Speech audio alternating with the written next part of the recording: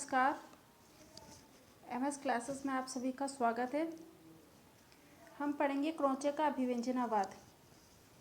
अभिव्यंजनावाद का मूल स्रोत वस्तुतः स्वच्छंदतावाद की उस प्रवृत्ति में है जो परंपरा, रूढ़ि और नियम आदि का विरोध करती है।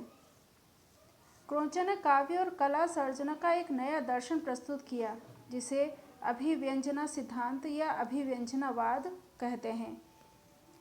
इसे उन्होंने अपने ग्रंथ एस्थेटिका में प्रतिपादित किया है, जो सौंदर्य शास्त्रीय सिद्धांत का एक नया चिंतन प्रस्तुत करता है। क्रोचे का अभिव्यंजना सिद्धांत साहित्य या कला समीक्षा की कसौटी प्रस्तुत नहीं करता, वरन यह कला की उत्पत्ति या सृजन प्रक्रिया का विश्लेषण प्रस्तुत करता है। क्रोचे ज्ञान के दो रूप मानते हैं, सहज ज्ञान प्रज्ञा या बौद्धिक। दूसरा, बौद्धिक। सहज ज्ञान कल्पना द्वारा प्राप्त होता है और बौद्धिक ज्ञान तर्क के द्वारा। सहज ज्ञान का संबंध काव्य कलाओं से है, जबकि बौद्धिक ज्ञान का संबंध शास्त्र, विज्ञान और दर्शन से है। क्रोचे मानते हैं कि सहज ज्ञान वास्तव में भावात्मक ज्ञान है। सहज ज्ञान वास्तव में भावात्मक ज्ञान है और कला भावाभिव्यक्ति, भाव अनुभूति मात्र नहीं वरन अनुभूति का कल्पनागत रूप है। इसकी स्थिति अभिव्यंजना की पूर्णतया या सफल अभिव्यंजना प्रक्रिया में देखी जा सकती है। वे मानते हैं कि अभिव्यंजना अखंड है और उसे विभिन्न वर्गों में विभक्त नहीं किया जा सकता। क्रोचे मानते हैं कि प्रभाव की रूप रचना कला है और अभिव्यंजना है। व्यक्ति या वस्तु की रूप सर्जना ही कलाकार का काम है, सामान्य गुण विवेचन नहीं है। उनके विचार से सहज ज्ञान या अभिव्यंजना का ज्ञान प्रथम सोपान है तथा बुद्धिजन्य ज्ञान उसके बाद आता है। क्रोचे की स्थापना है कि कविता मानव जाति की मातृभाषा है। आदि मनुष्य की बोली लयात्मक व काव्यात्मक ही थी। बच्चे भी जब पहले पहल बोलते हैं तो लयात्मक रूप में बिंबमय शब्द बोलते हैं और थोड़े शब्दों में ही अपना भाव व्यक्त कर लेते हैं, क्योंकि उनकी अभिव्यंजना सहज ज्ञान की होती है, बौद्धिक नहीं। वे सौंदर्य को सफल अभिव्यंजना मानते हैं, जबकि कुरूपता को वे असफल अभिव्यंजना की श्रेणी में रखते हैं। परंतु यह भी स्पष्ट है कि सफल अभिव्यंजना में ही दोष होते हैं। अभिव्यंजना कला या काव्य एक सौंदर्य सृष्टि है। इस सृजन प्रक्रिया में की चार अवस्थाएं हैं। कल्पना पर पड़ा प्रभाव, उसका मानसिक रूपात्मक अथवा सौंदर्यात्मक संश्लेषण, सौंदर्यानुभूति का आनंद, उसका शारीरिक क्रिया के रूप में रूपांतरण, जैसे ध्वनि, स्वर, गति, रेखा, शब्द के रूप में प्रकटीकरण करो।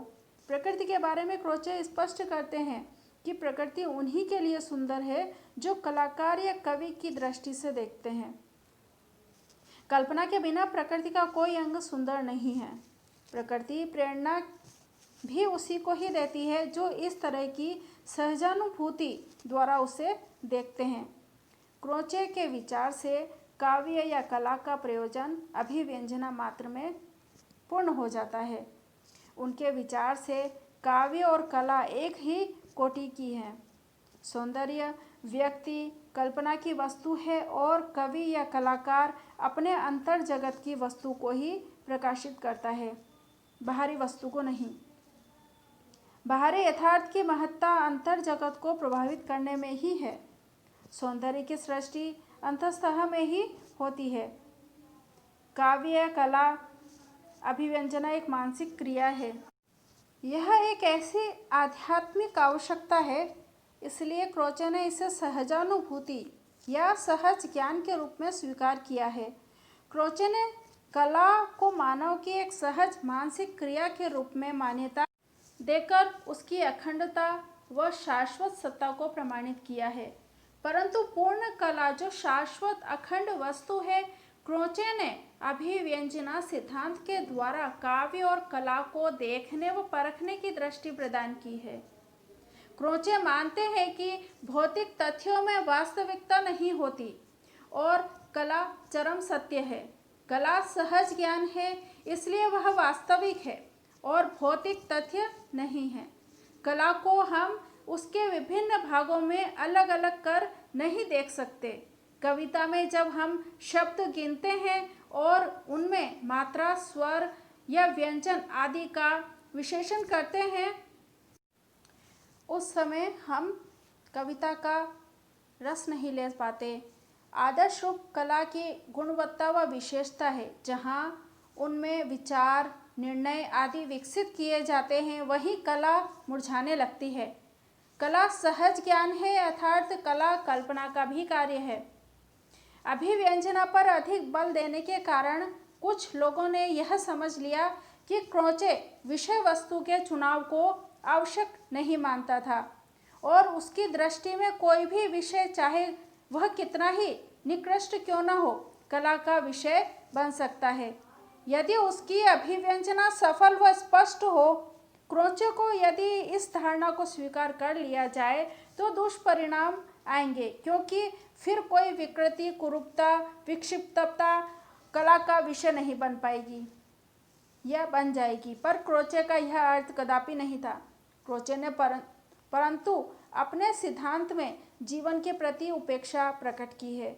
उसने कलाकार को मस्तिष्क में विचरण करने वाले और अस्पष्ट, अर्थहीन प्रभावों की आंतरिक अभिव्यक्ति को कला कहा है।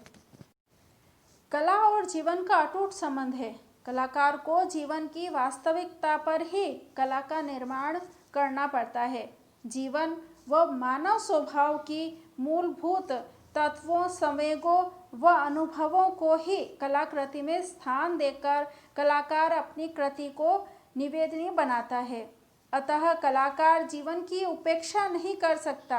अपने जीवनानुभवों को दूसरों के लिए संवेद्य बनाने के लिए न केवल जीवनानुभव आवश्यक है, वरन उसके निवेदन की भाषा का सहज और बोधगम्य होना भी आवश्यक है। अतः कला अभिव्यंजना अवश्य है, पर यह जीवन की अभिव्यंजना से पहले है।